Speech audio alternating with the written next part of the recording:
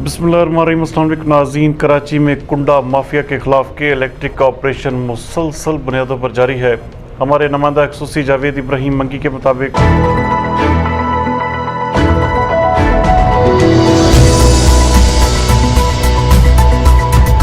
कराची के इलाके Korangi cattle colony sector 9 में किम्स कमर्शियल ने के इलेक्ट्रिक के साथ मिलकर इंसानी जानों और कुर्बानी के जानवरों को करंट लगने से बचाने के लिए कुंडा माफिया के खिलाफ खुसूसी ऑपरेशन किया। छुट्टियों के दौरान के इलेक्ट्रिक ने अपने फ़र्ज को सरअंजाम दिया। अक्सर बारिश में कुंडों की तारों में करंट लगने की वजह से जानी नुकसान होता था। इंसानी जानों और कुर्बानी के जानवरों को महफूज रखने के लिए आज ये खुसूसी ऑपरेशन किया गया। ये operation manager Zahiruddin, senior officer Suhail Ahmad, GM Adnan Fazal की सरबराही में किया गया। ऑपरेशन में के इलेक्ट्रिक के कई वर्कर्स भी शामिल थे जिन्होंने ऑपरेशन को पाया तकमील तक पहुँचाया।